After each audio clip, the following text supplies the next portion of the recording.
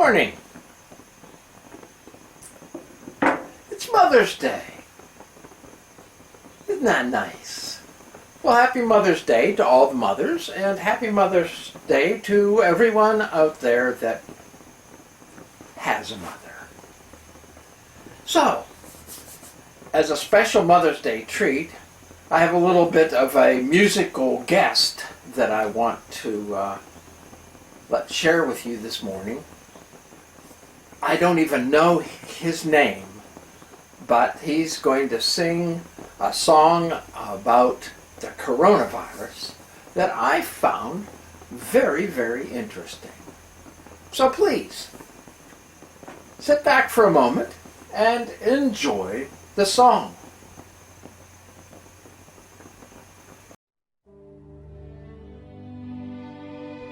No corona, no corona.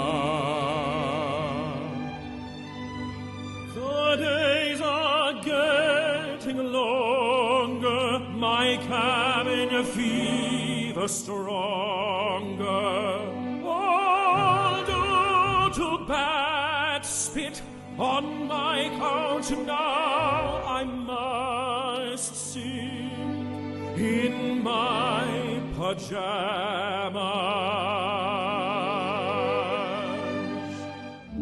But when the quarantine is done, when we can gather again, as one we'll celebrate the things we took for granted all over the planet, and we will rise again, rise again,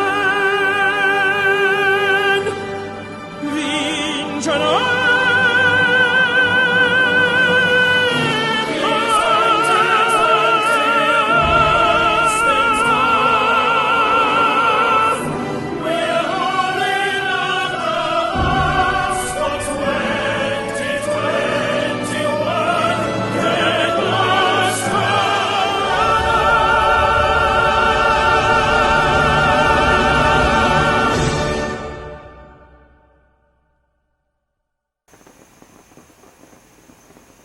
Wasn't that something?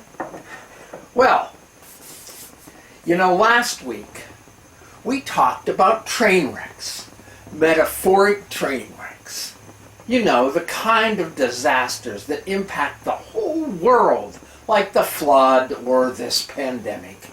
At times like those, and times like these, I think that most people, believers and non-believers, would agree that no human has the power to defeat such worldwide disasters. Christians are blessed with trust and faith in God, and we know that He is all-powerful and in control. We take solace in knowing that we submit to God's sovereign will. He will put this world back on track, or maybe even on a new track. It's His choice. And the best thing we can do is stay out of His way. Okay, maybe that's an oversimplification. By stay out of His way, I don't mean do nothing. I mean, do what God created us to do. Glorify God and praise His holy name. How do we glorify God? By obeying His commands given by Jesus in the new covenant. God does not expect us to save the world. That's His job. God expects us to love one another and to proclaim the good news. So now that we've stepped out of the way to let God deal with the worldwide train wrecks, what about the day-to-day crises that come into our lives? How are we supposed to handle those when we're already at our wits' end? We're sequestered, lonely, tired, worried about our health, worried about our family, our job, our short-tempered spouse, our intolerant neighbor, our missing stimulus checks, our already spent stimulus check. Who's going to jail? Who's getting out of jail? And oh boy, who's going to be our next president? That old guy? Or that other old guy? Listen to these words from Psalm 31, 1 through 5, and 15 and 16. In you, O Lord, I seek refuge. Do not let me ever be put to shame. In your righteousness, deliver me. Incline your ear to me. Rescue me speedily. Be a rock of refuge for me, a strong fortress to save me. You are indeed my rock and my fortress. For your name's sake, lead me and guide me. Take me out of the net that is hidden for me, for you are my refuge. Into your hand I commit my spirit. You have redeemed me, O Lord, faithful God. My times are in your hand. Deliver me from the hand of my enemies and persecutors and this pandemic. Let your face shine upon your servant. Save me in your steadfast love. Now that's the ticket. Save me in your steadfast love. Don't you wish we had a button we could push and go back before all this crazy stuff started? We need a reset button. I read an article by Diane Eaton, written in 2015, long before the current pandemic. Her focus was on the declining church membership in the United States. That's a concern we share with her, and unfortunately that situation has only worsened in the last 5 years. But now, jeepers! Yearning for more members has taken a back seat to wondering, will we ever have church again? And when we do, will we recognize it? Here's what Diane Eaton said in her article. A reset button is a useful feature whenever things go berserk, like when our television screen goes jiggly or a computer freezes up. A simple push of the reset button or a click on the restart icon sets things back in order. It's amazing. Where would we be without a reset feature? Actually, we need a reset button for life itself, because we invariably find ourselves all tied up in knots over some problem or feeling entangled in situations that go awry or over which we have no control.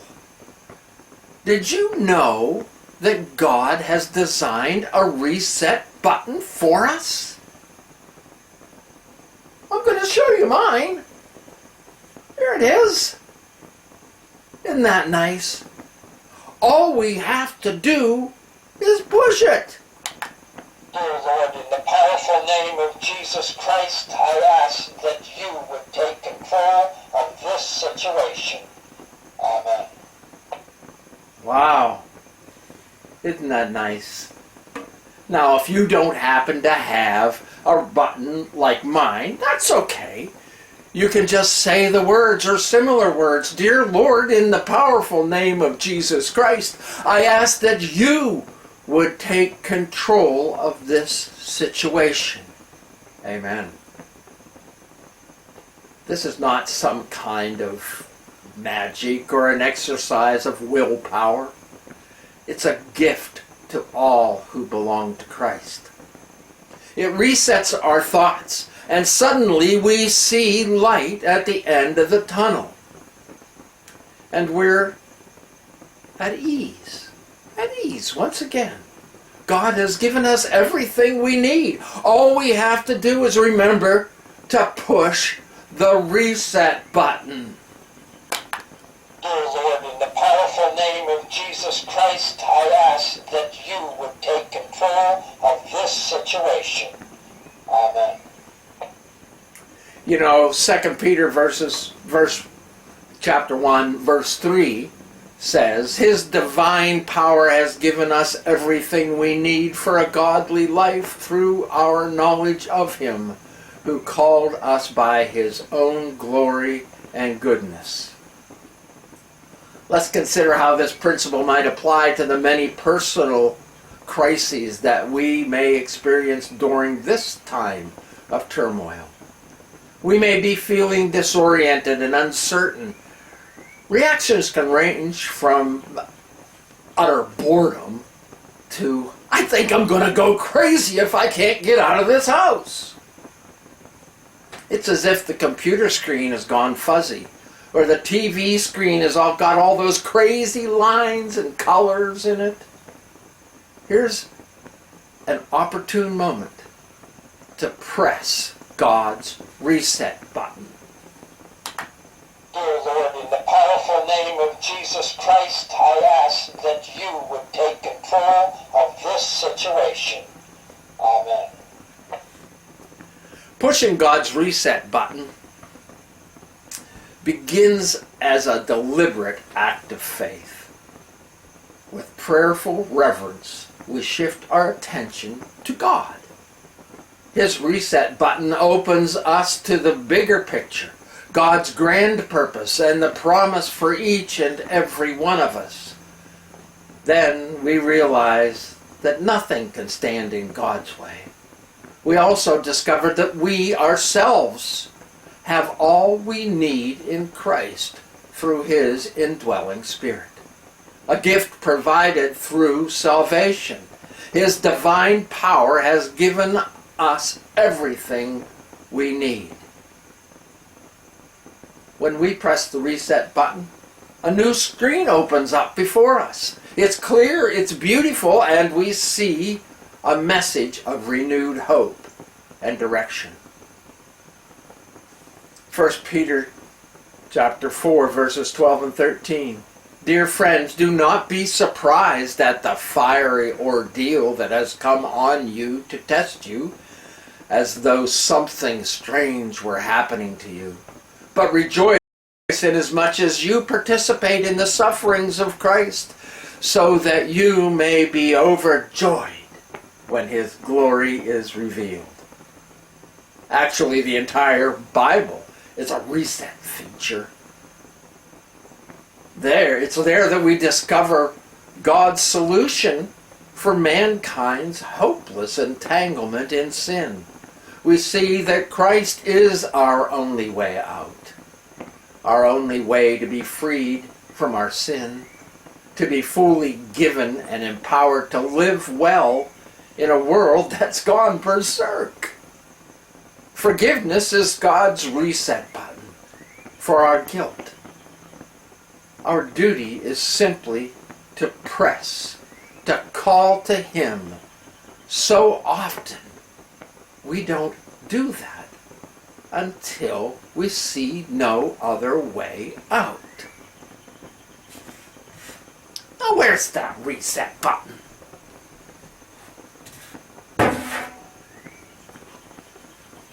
There it is. Dear Lord, in the powerful name of Jesus Christ, I ask that you would take control of this situation. Amen. Don't you forget where you put your reset button. It's important that we go to the reset button at all times. And particularly when we don't know where to go. Ms. Eaton closed her remarks with these words: God invites you, me, and everyone to press His reset button. Not just when things go crazy, but as a life practice in our private thoughts, our conversations, and moments of decisions. The peace and joy that we find in Christ will be witnessed by those around us. It's a display of God's glory on earth through his trusting followers. This is how we encourage one another toward faith and hope. That is our calling, is it not? Let's close today, as we have every week, with the new Unite 7:14 prayer for this week. Let us pray. Living God, we humbly come before you in confidence, knowing you are a merciful and loving Father who hears our prayers from heaven. We unite before you as the church, a spiritual house of living stones, a holy priesthood. In the midst of this pandemic, we bring you our sacrifice of praise. We thank you for the mitigating effects we have on COVID-19. We realize that without your divine intervention and protection, the devastation brought by this disease would be far greater. We are thankful today that what is impossible with man is possible with you. Lord, today we choose to praise you. In the face of pressure, panic, and pain, we choose to look beyond our circumstances and lift our hands to you. Comfort us in our weakness. Lift us up into your presence as we worship your holy name. Lord, today we choose to praise you. Your church unites to lift up sacrifices of praise. We are confident our world will experience a fresh outpouring of your divine presence and love. This will result in the conversion of untold millions. You and you alone are worthy of our honor and worship. Lord, today we choose to praise you. This we pray and commit in the mighty name of Jesus. Amen.